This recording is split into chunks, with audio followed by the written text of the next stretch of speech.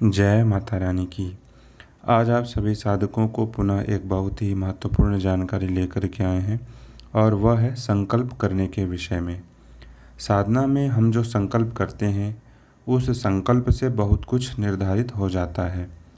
सबसे पहली बात, संकल्प क्यों करते हैं? संकल्प करने का तात्पर्य क्या है? मान लीजिए आपको किसी को पत्र लिखना है। अब पत्र में आपकी कुछ लिखी हुई विशेष बातें होती हैं और उन्हीं बातों को आपको पहुंचाना होता है।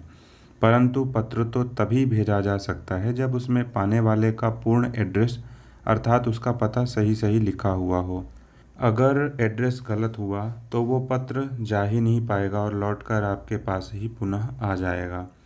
ठीक इसी प्रकार से जब हम कोई भी साधना, अनुष्ठान, पुरस्चरण करते हैं तो उसमें संकल्प के माध्यम से हम अपनी बातें अर्थात मनोकामनाओं को भी बोलते हैं।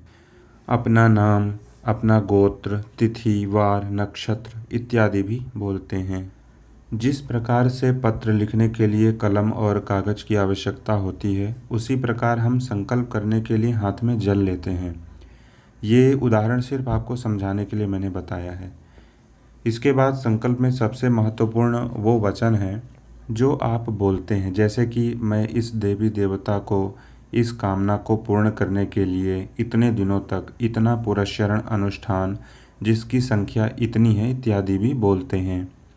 इसके अलावा मैं आपको एक बात और बताना चाहूँगा कि आप जिस भी देवी या देवता की साधना करना चाहते हैं और वह साधना यदि प्रत्यक्षीकरण की हो तो संकल्प करते समय ये बात ज़रूर बोलें, जब भी आप हमें अपना दर्शन दें तो अपने मूल स्वरूप का ही दर्शन दें। ऐसा इसलिए क्योंकि हम जिस भी देवी या देवता की साधना कर रहे हैं हमने उनको तो कभी प्रत्यक्ष देखा नहीं है। हमारे मन में तो सिर्फ उनकी छवि एक फ़ोटो के माध्यम से बनती है, जबकि वास्तविक स्वरूप तो उससे भी ज़्यादा अद्भुत हो सकता है।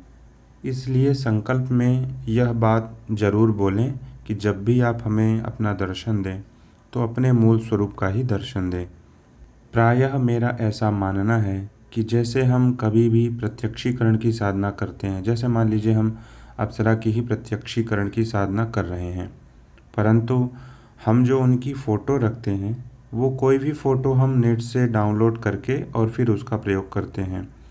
और ऐसा प्रायः होता है कि जो फ़ोटो हमें ज़्यादा अच्छी लगती है उसका ही हम चुनाव कर लेते हैं, जबकि अप्सरा का वास्तविक स्वरूप तो उससे कहीं ज़्यादा सुंदर हो सकता है। इसलिए इस बात का भी विशेष ध्यान देना चाहिए और उनसे उनके वास्तविक स्वरूप का ही दर्शन प्राप्त करने की प्रार्थना संकल्प में करना चाहिए। अब एक दूसरी बात और, यदि आपका विवाह हो चुका है तो उसके बारे में भी उनसे बताएं। प्रार्थना करें कि हमारे परिवार में जो लोग हैं उन्हें साधना के अंतर्गत किसी भी प्रकार की शारीरिक या मानसिक रूप से कोई हानि ना हो। ये बातें भी संकल्प में अहम भूमिका निभाती हैं। अब एक और अंतिम बात, संकल्प में उतना ही आप जप और तप करने के लिए बोलें जितना आप कर सकते हैं। ऐसा ना हो कि जोश में आकर आपने 108 दिन का संकल्प ले लिया और जब करने की बारी आई तो 10 दिन में ही हार करके, थक करके और अपने मन में खिन्नता लेकर के बैठ गए।